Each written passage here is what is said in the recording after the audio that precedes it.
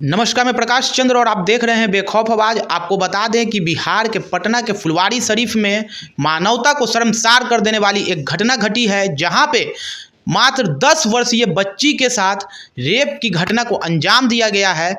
और आपको बता दें कि जैसे ही इस बात की सूचना भाकपा माले टीम को मिली, भाकपा माले की जांच टीम वहां पे मौके पे पहुंची और इस मामले का जायजा किया।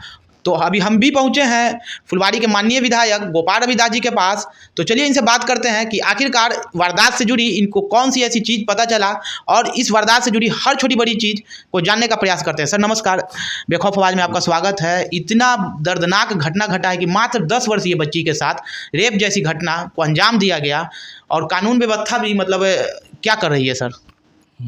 सबसे पहले तो मैं धन्यवाद देता हूं आपके चैनल को, बेखौफ आवाज़ को, और आपके चैनल के माध्यम से बिहार की तमाम जनता को, आवाम को संदेश देना चाहता हूं कि अभी फुलवारी प्रखंड के हिंदूनी गांव में, जहां महादलित टोला है मूसर जाति का, वहां पर 10 वर्षीय लड़की के साथ जो है वाह ज़बरदस्ती उठा करके रेप किया गया है। इस घटना की मैं तीखी निंदा करता हूं और संलग्न अपराधी को जल्द से जल्द पोस्को एक्ट के तहत स्पीडी ट्रायल चला करके दंडित करने की मांग करता हूं। साथ ही साथ बच्ची को सुरक्षा की मांग करता हूं। वो पीड़ित परिवार काफ़ी गरीब है, उस पीड़ित परिवार को बजाते पक्का मकान बनाया जाए और उस बच्ची के समुचित व्यवस्था किया जाए, देखभाल किया जाए, इलाज किया जाए और उनकी पढ़ाई की व्यवस्था की जाए। सर 1 मिनट काटेंगे आपको। अभी बच्ची की स्थिति कैसी है ये थोड़ा बताने का कष्ट करें। घटना के बाद सुनने के बाद तो रोंगटे खड़े हो जाएंगे। वो बच्ची कल शाम में घर में अकेली सोई हुई थी। पड़ोसी बगल का है, साव जाति का। अच्छा। अपराधी साव जाति से जुड़ा हुआ है और 35 वर्ष का है, नाम धनंजय कुमार है। 35 वर्षीय मतलब युवक की उम्र 35 वर्ष है। 35 वर्ष का है। वो बच्ची सोई हुई थी, ठीक उसके बगल में ही सामने घर है। वो अपराधी जाता है और गोद में उठा लेता है उस बच्ची को, गोद में उठा करके और अपने घर में ले जाता है और वहाँ पर बच्ची चिल्लाती है, रोती है। उसके बावजूद भी ज़बरदस्ती उसके साथ पूरा शरीर का कपड़ा निकाल दिया और बलात्कार किया। बलात्कार करने के बाद बच्ची जो है खून से लथपथ हो जाती है, रोती है, चिल्लाती है, गिड़गिड़ाती है, लेकिन वो दरिंदा तब भी नहीं छोड़ता है। बच्ची रेप के बाद काफ़ी बेहोश हो गया, तो वो समझ गया कि मर गई बच्ची। तो मरा हुआ समझ करके सोचा कि इसको रात में बीग देंगे, अपने घर में ही बक्सा में बंद कर दिया। अच्छा, लाश को खपाने के चक्कर में वो लग गया। लाश को खपाने के चक्कर में उसने बक्सा में बंद कर दिया और वो निकल भागा। लेकिन हल्ला हुआ था, बच्ची की रोने चिल्लाने की बात भी घर में देखा भी नहीं लोग आसपास, तो देखा कि बच्ची नहीं है। तो जहाँ से आवाज़ आ रहा था, लोगों ने बताया कि यहाँ से आवाज़ आ रहा है, तो लोगों ने खोजबीन किया, ढूंढ ढांड किया, तो उसमें बक्सा में नंगे अवस्था में बच्ची पाई गई, बेहोश काफ़ी। उसको लाया गया और पुलिस को खबर किया गया। तत्काल ही जो है उसके इलाज के लिए व्यवस्था की। अभी भी हालत उसकी काफ़ी बिगड़ा हुआ है। वो अपराधी रंगे हाथ पकड़ लिया है लोगों ने और पुलिस के सुपुर्द कर दिया है। मतलब अभी कहा जाए तो जो अपराधी है उसकी गिरफ्तारी हो चुकी है। हाँ, अपराधी गिरफ्तार हो चुका है, लोगों के सहयोग से गिरफ्तार कर लिया गया है। बच्ची की हालत अभी भी खराब है, नाजुक बना हुआ है। उसकी पूरी तरह से इलाज की व्यवस्था की मांग कर रहे हैं कि इलाज बढ़िया से किया जाए और अपराधी को सख्त से सख्त पोस्को एक्ट के तहत स्पीडी ट्रायल करके उसको सज़ा मिलनी चाहिए। बच्ची के साथ जो इतना बड़ा हादसा हुआ है, इससे तो बच्ची कहीं ना कहीं मानसिक तौर पे आगे भी चल के वो पीड़ित तो रहेगी ही रहेगी। इसके लिए कुछ व्यवस्था करवाने की उपाय में है क्या आप लोग? एक तो पहले कहना है कि कानून व्यवस्था पूरी तरह से फेल है। ये नीतीश जी के राज में चाहे जितना ढिंढोरा पीट लें, डबल इंजन की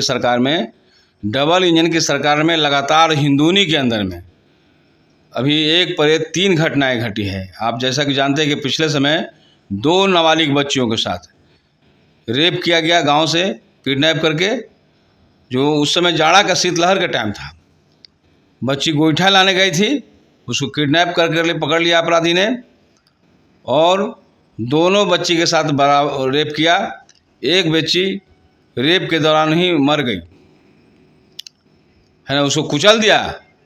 वो राक्षस ने बलात्कार करके उसका सर को कुचल दिया और दूसरे बच्ची को कुचल दिया, लेकिन वह किसी तरह से जान बचा के बच गई। मरे हुए अवस्था में ही रही, मनहसन अवस्था में। एक मर गई, दूसरे बेहोशी अवस्था में उसको लाया गया और वो भी बच्ची बच रही है। उसके पहले एक 55 वर्षीय बूढ़ी के साथ बलात्कार किया गया जो पुरानी एज की थी, वही दरिंदा ने किया था। वह दरिंदा तो बाद में पकड़ा गया जांच पड़ताल में। तो मेरा कहना है कि डबल इंजन की सरकार में लगातार 3 बड़ी घटनाएं घटी है और तब भी पुलिस सतर्क नहीं है।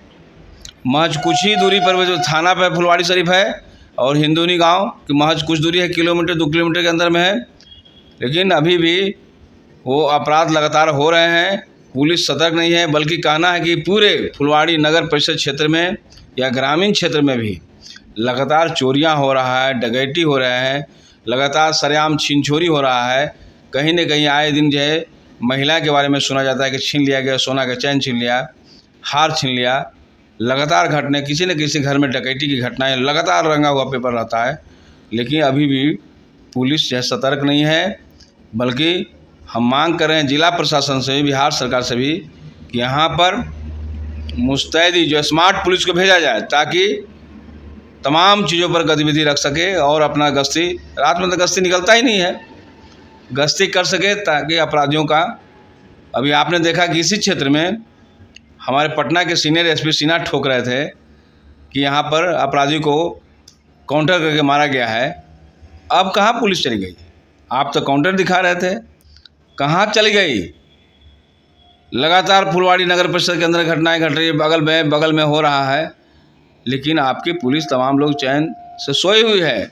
जनता बेचैन है, लेकिन आप निगरानी नहीं कर पा रहे हैं। तो हम मांग कर रहे हैं बिहार सरकार के कि फुलवाड़ी शरीफ में स्मार्ट पुलिस जो चुस्त दुरुस्त हो, ऐसे थानेदार को भी भेजा जाए जो पूरे टोला मोहल्ला में निगरानी कर सके, अपराधियों को अपने गिरफ्त में ले सके और आने वाले दिन में ऐसी घटनाएं नहीं हो, ये हम मांग कर रहे हैं। अभी सुशासन की सरकार में कानून व्यवस्था कहीं ना कहीं अपराधियों पर लगाम लगाने में विफल साबित हो रही है। संपूर्ण बिहार में, सिर्फ यही नहीं, संपूर्ण बिहार में नीतीश जी के कानून व्यवस्था, डबल इंजन की सरकार की कानून व्यवस्था फेल है। पटना से लेकर के अभी देख रहे हैं कि भोजपुर में सरेआम सामंती अपराधियों ने वहाँ पर यादव जाति को और कुशवाहा जाति के नौजवानों पर गोलीबारी करके हत्या करने का काम किया है।